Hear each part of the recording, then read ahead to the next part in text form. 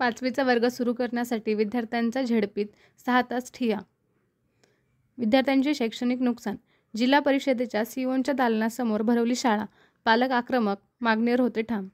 संतप्त ग्रामस्थ, पदाधिकारी ऐकत नसल्याने जिल्हा परिषद प्रशासनाने पोलिसांना केले पाचारण. पोलीस बोलावले.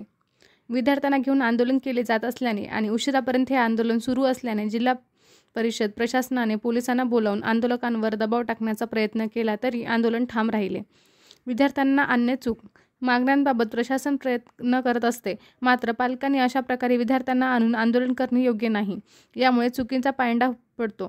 नांदूर घाटाच्या विषयात आम्ही 2 दिवसात त्यांना वर्ग सुरू करणार किंवा नाही हे नियम तपासून सांगू असे कळवले आहे. आम्ही विद्यार्थ्यांचे नुकसान होऊ देणार नाही. संगीता देवी पाटील, प्रभारी सीईओ, जिल्हा परिषद बीड.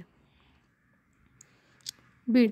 केज तालुक्यातील नांदूरघाट येथील जिल्हा परिषद शाळेत 5वीचा वर्ग सुरू करण्यासाठी विद्यार्थ्यांनी बुधवारी मुख्य कार्यकारी अधिकाऱ्यांच्या कक्षासमोर शाळा भरवली. सीईओने चर्चा करून मार्ग काढण्याचे आश्वासन दिले. दुपारी 1 वाजेपासून सायंकाळी 6 वाजेपर्यंत विद्यार्थी जिल्हा परिषदेच्या पायऱ्यावर बसून होते. दरम्यान लेखी आश्वासनानंतर आंदोलन मागे घेतले. नांदूर घाटामध्ये जिल्हा परिषदेची शाळा आहे. 15 वर्षापूर्वी 7वीपर्यंत असलेल्या या शाळेचे 4थीनंतरच वर्ग बंद पडले होते. शाळा व्यवस्थापन समितीच्या प्रयत्नातून यंदा हे वर्ग सुरू करण्याची मागणी आहे. 4थी उत्तीर्ण झालेल्या विद्यार्थ्यांसाठी 5वीचा वर्ग सुरू करावा अशी पालकांची मागणी आहे.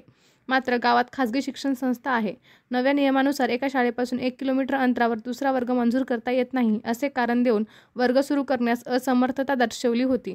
यामुळे बुधवारी शालेय समिती अध्यक्ष अमोल जाधव व पालकांनी विद्यार्थ्यांना घेऊन जिल्हा परिषदमध्ये सीओच्या दालनात शाळा भरवली. सीईओ संगीता देवी पाटील, शिक्षण अधिकारी भगवान फुलारी यांनी आंदोलकांशी चर्चा करून 2 दिवसात निर्णय कळवतो असे सांगितले. मात्र लेखी आश्वासनाशिवाय आंदोलन मागे घेणार नाही असा पवित्रा पालकांनी घेतला.